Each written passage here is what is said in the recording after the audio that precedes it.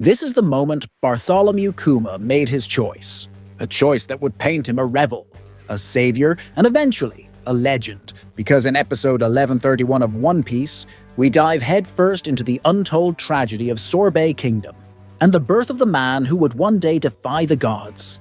And trust me, this is not the Kuma you thought you knew. We opened nearly 30 years ago, 8 years after the God Valley incident. Down in the South Blue, in a tiny corner of the Sorbet Kingdom, a 17-year-old Kuma serves as a pastor in a worn-down church. People gather there. Old folks, broken bodies, fading hope. But Kuma's not just a kind boy with good manners.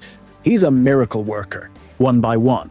He literally removes physical pain from their bodies, extracting agony like it's smoke. It's the same power we once saw him use on Luffy in Thriller Bark.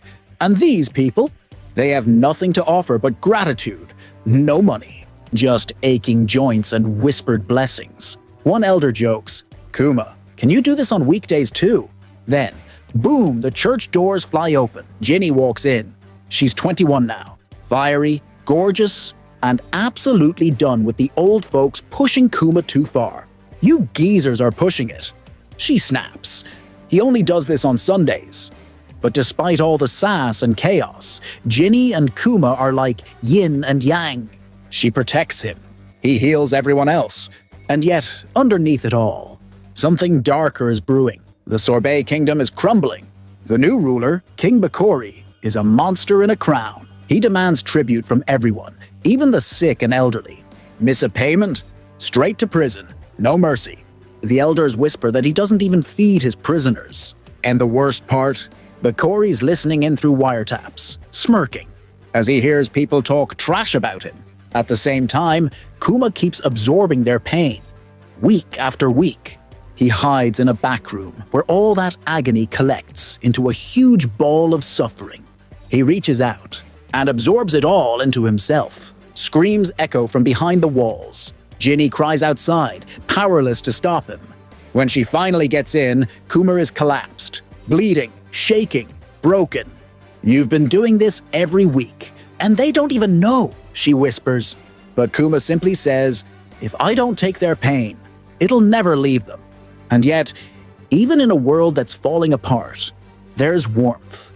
Jinny scolds him. But when food shows up from the villagers, her mood flips instantly. She devours the food like a gremlin. Kuma watches her with a soft smile. Years pass. Now 22, Kuma still works at the church. Jinny suddenly blurts out, "Let's get married." Kuma freezes. "We can't."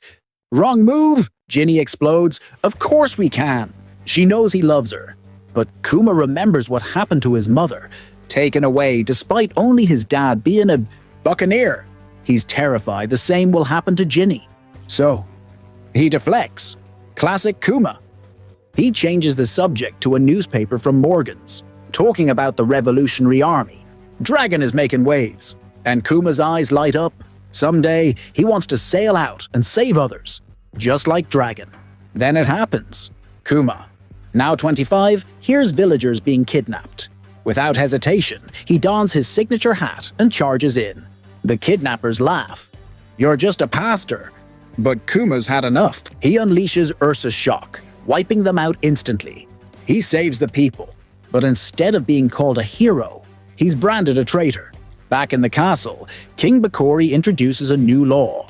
Anyone living in the southern province? They're now unprotected, officially removed from the kingdom. And wouldn't you know it, Kuma's church and all the elderly folks? Yup, they're in that abandoned zone, just like the Grey Terminal back in Goa Kingdom.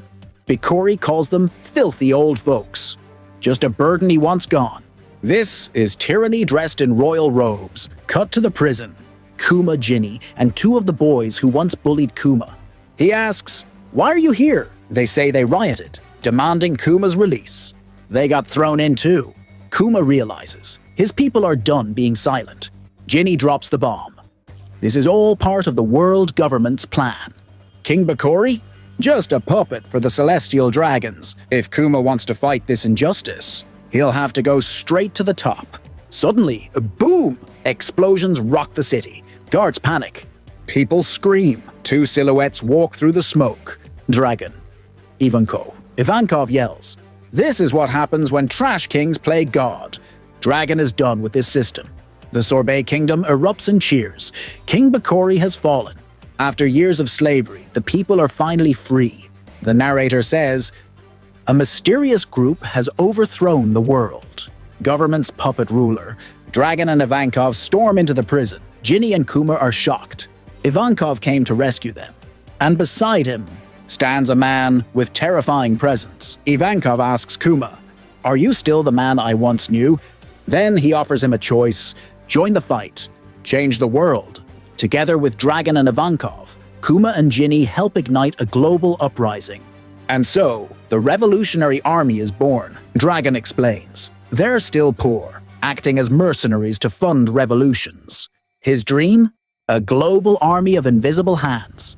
Kuma asks how he got so good with weapons. Dragon shrugs, "I used to be in the Navy. Left when I realized justice didn't live there."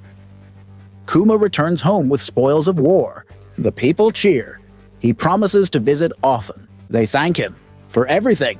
8 years passed like this, until 14 years ago. Jinny, now a commander, prepares to reunite with Kuma. Her troops tease her. She's still got that fire. But suddenly, Dragon receives chilling news. Jinny's squad has been ambushed, and she's been taken. If this episode broke your heart the way it broke ours, hit that like button and let us know in the comments how you feel about Kuma's past.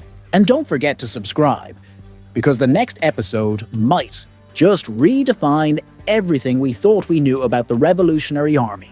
Until next time, stay strong, stay free, and stay curious. Super Synth D Studio signing out.